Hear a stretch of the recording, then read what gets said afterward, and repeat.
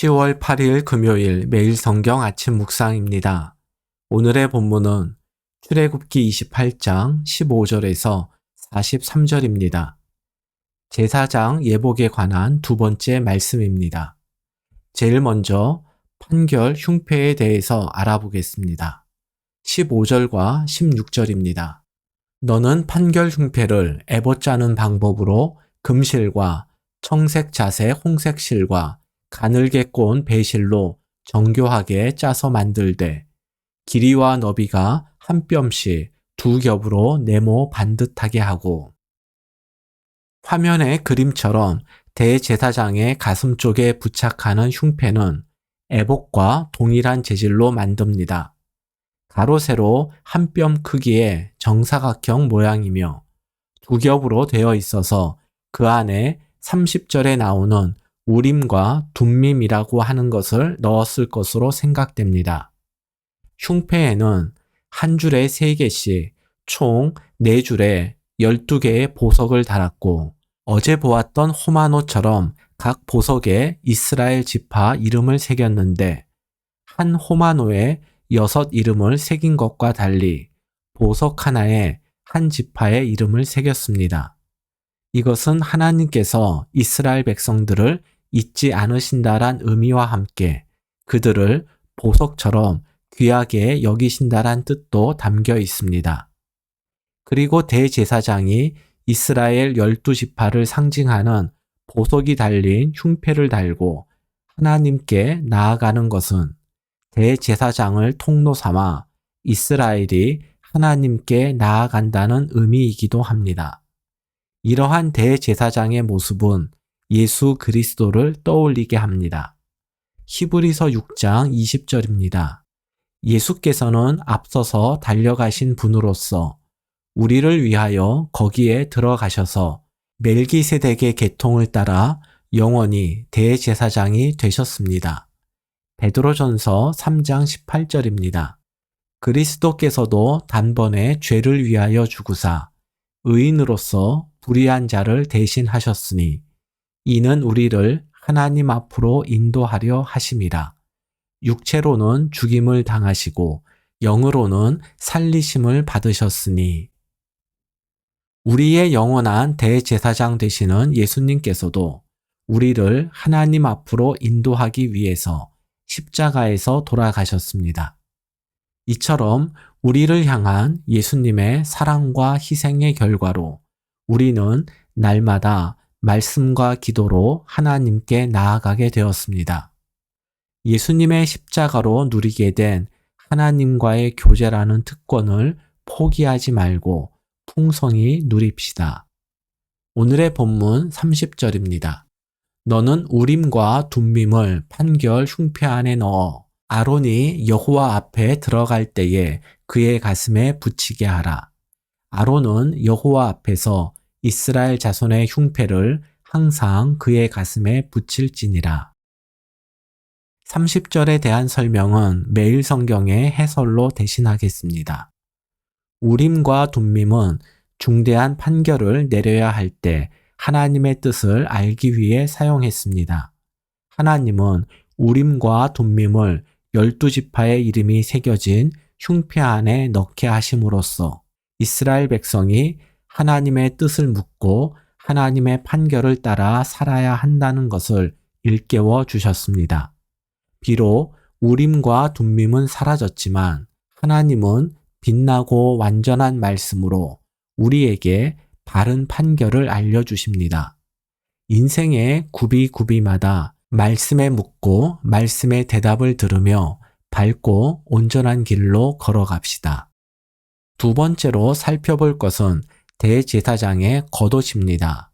31절과 32절입니다.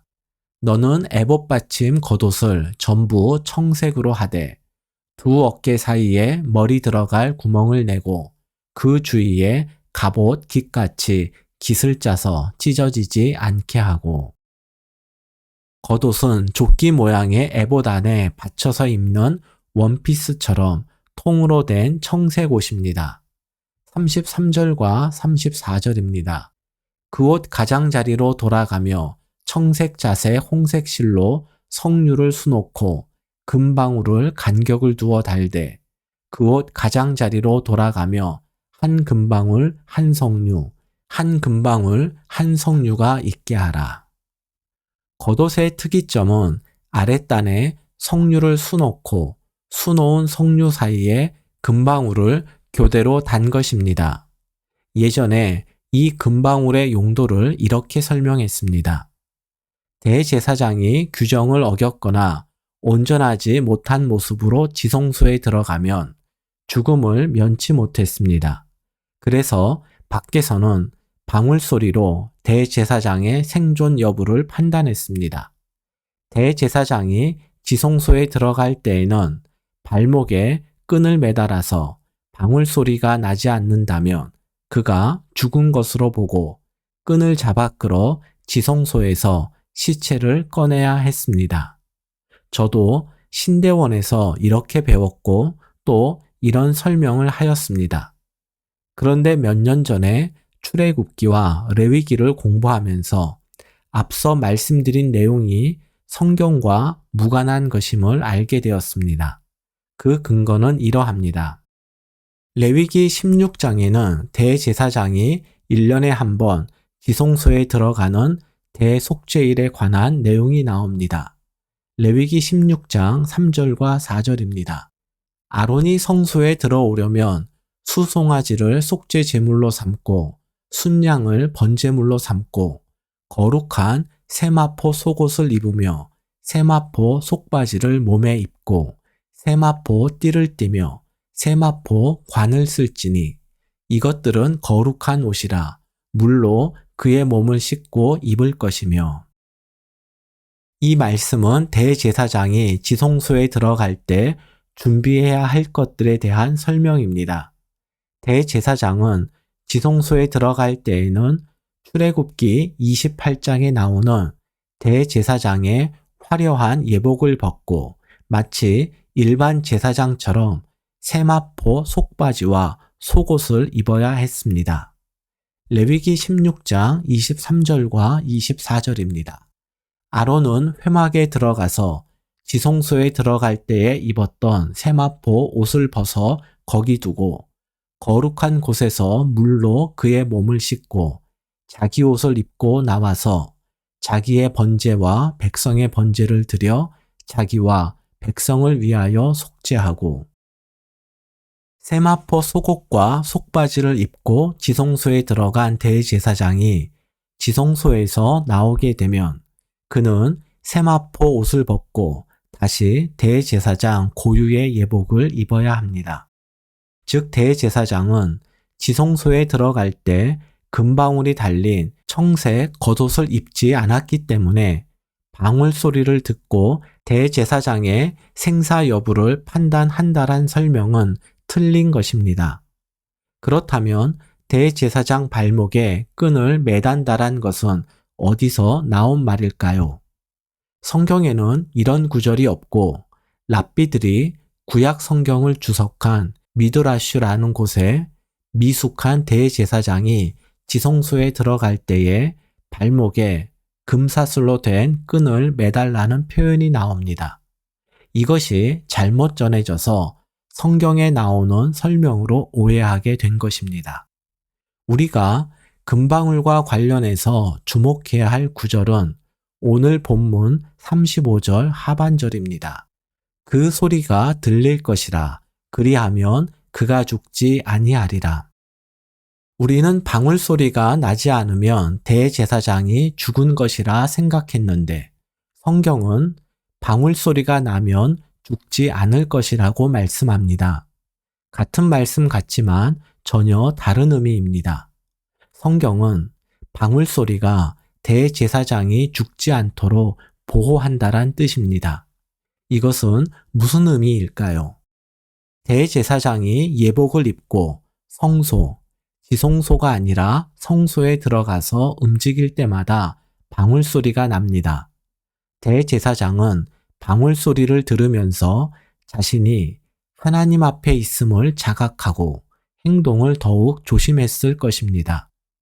즉 방울 소리는 대제사장이 하나님 앞에서 방종하지 않도록 영적으로 깨어있게 했기 때문에 방울소리가 대제사장을 죽지 않도록 보호한다고 말씀하신 것입니다. 우리가 매일 묵상하는 하나님 말씀도 우리를 영적으로 깨어있게 하는 방울이라 생각합니다. 방울 소리를 들을 때마다 자신이 하나님 앞에 있음을 인식한 대제사장처럼 우리들도 성경을 대할 때마다 우리가 살아계신 하나님 앞에 있음을 깨닫는 은혜가 있기를 바랍니다. 36절 이하에서는 순금으로 만든 패에 대한 설명과 일반 제사장 예복인 반포 속옷과 속바지에 대한 설명이 나옵니다. 이 부분은 여러분들이 직접 매일 성경의 해설 두 번째 단락과 마지막 단락을 통해 그 의미를 확인해 보시기 바랍니다. 오늘의 말씀 요약입니다. 예수님의 십자가로 인해서 우리는 하나님께 나아가게 되었습니다. 말씀 묵상과 기도의 시간이 하나님과의 교제를 더욱 깊게 할 것입니다.